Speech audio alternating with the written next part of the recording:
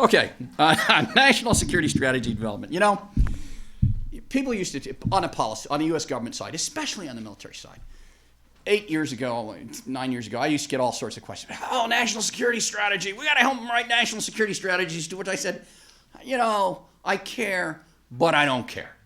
The Africans don't care. They don't have them. They don't use them. They don't see any need for them.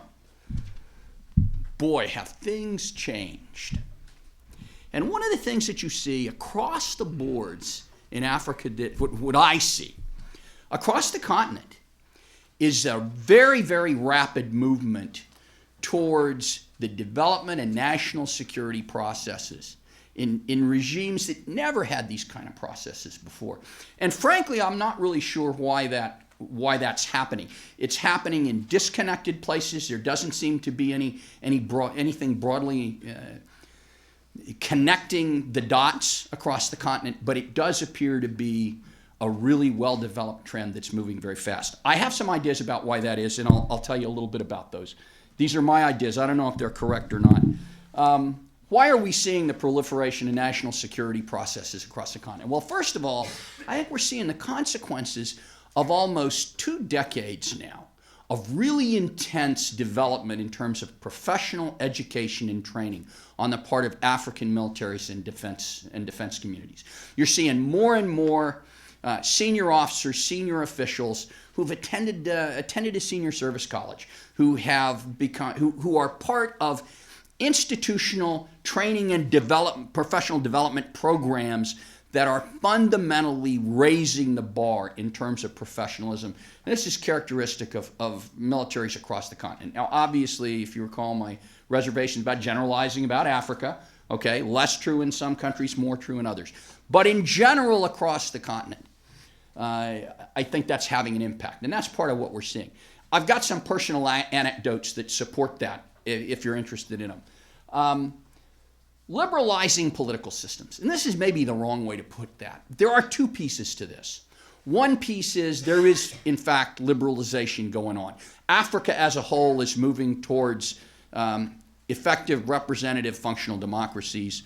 And that's driving more openness, more responsiveness, more willingness to pursue national security development processes.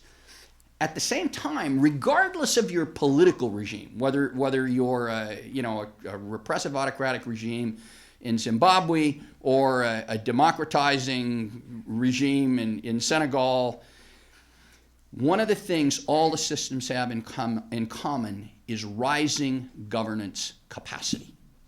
Back in the old days when I had a dysfunctional, illegitimate government that couldn't deliver services anyway, it didn't really matter whether you had a national security strategy.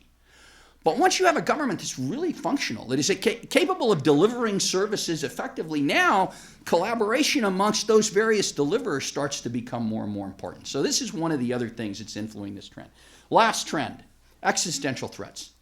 Non-traditional existential threats. We've talked about this before. Drug trafficking, human trafficking, cattle rustling, the rise of extremism that's sort of satelliting off local conflicts. All of these are creating problems that African states are having to confront. And African states are finding out that if we don't have a process for figuring out how to confront this effectively and how to get all the stakeholders in the game, we may all go down.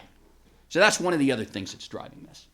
Now, there are some particular things that characterize national security strategy development across the African continent that are kind of interesting because they diverge from the experience in national security processes in places like Western Europe and the United States. One is they really have moved from traditional national security to human security. This is happening across the continent to one degree or another, and more of these national security processes encompass a much broader definition of security and a much broader collection of security stakeholders. Finally, these processes as they're emerging in the continent tend to be consultative and participative.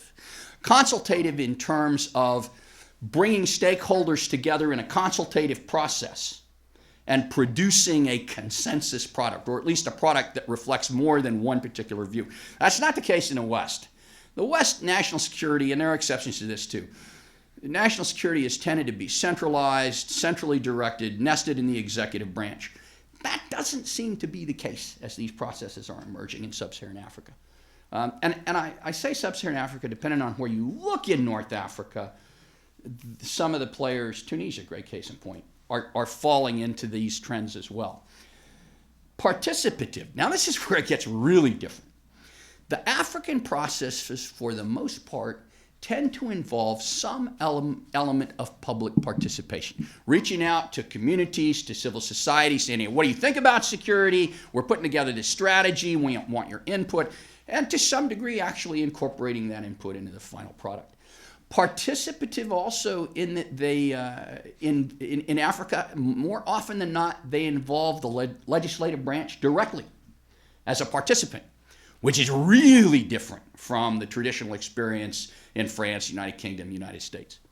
Okay, and I'm going to go through the rest of these really quickly. One, national security strategy development is not just about a document, a piece of paper that you hold up. You remember something Julie Warble said, sometimes the most important impact you can have is in the process, not the outcome.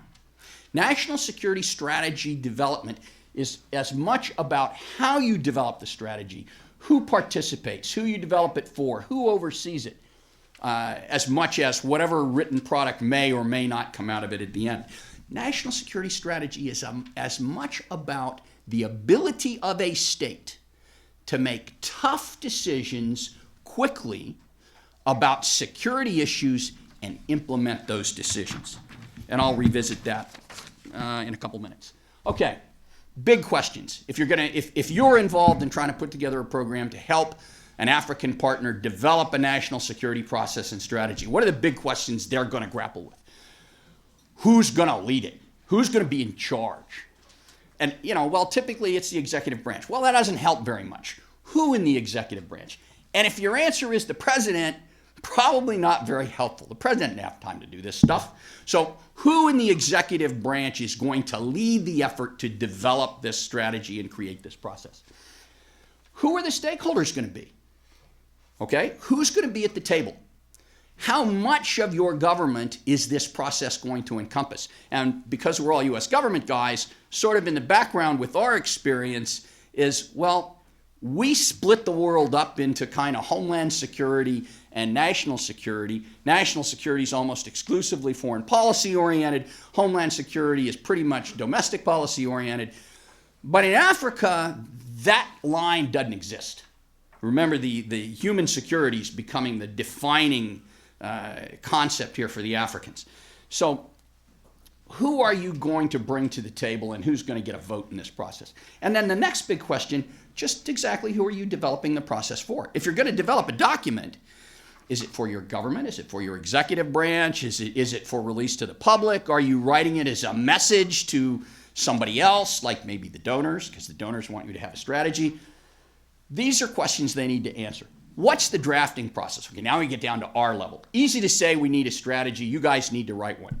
Who needs to write one? Who's going to do the initial draft?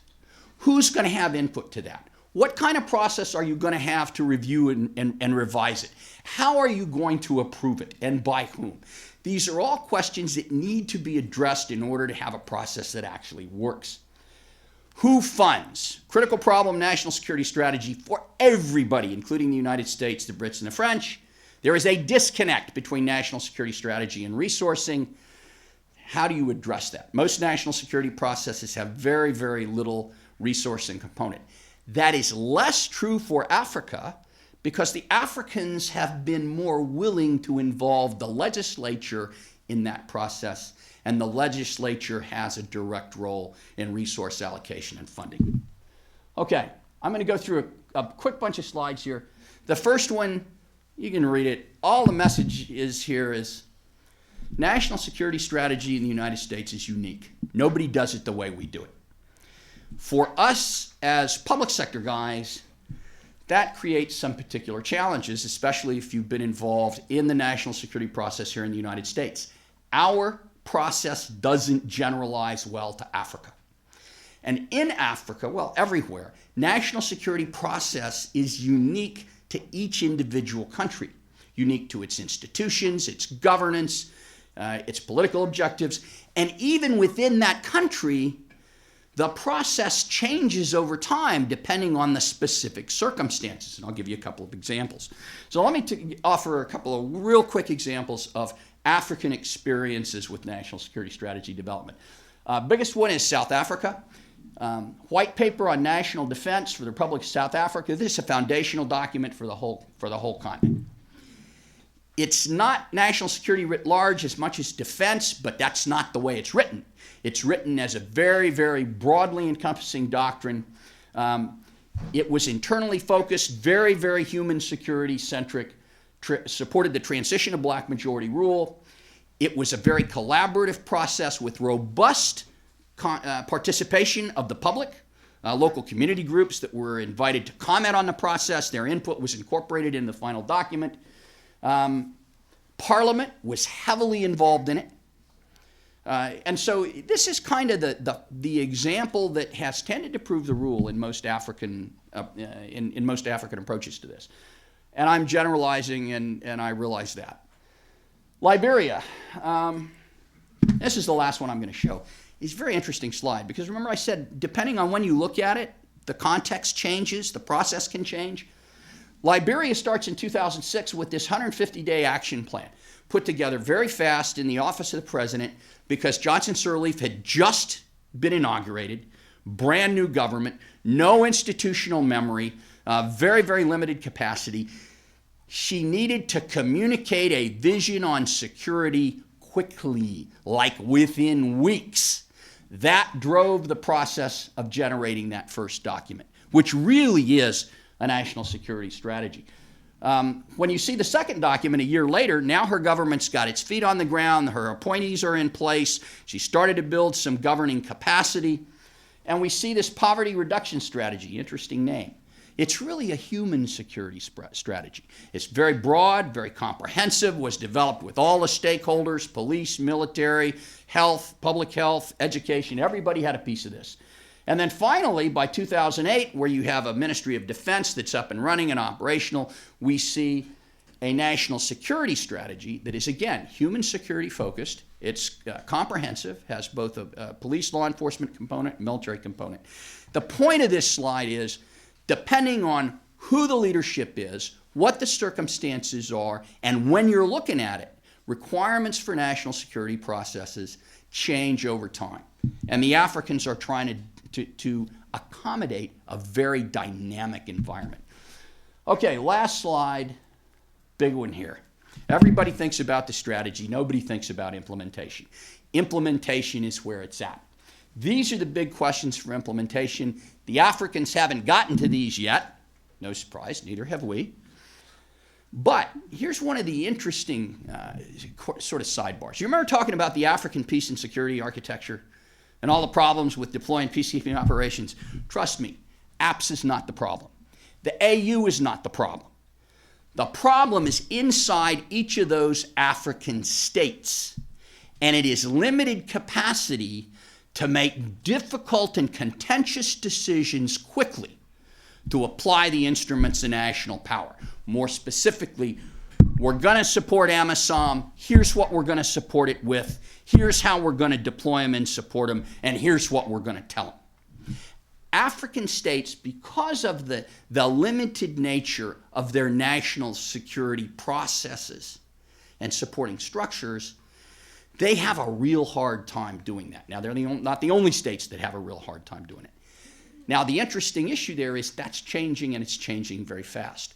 In the long run, that may affect the ability of the African states to respond to things like the mess in Somalia or in the Congo a lot more than the development of APSA. And I'm sorry I went a little longer than I anticipated. So.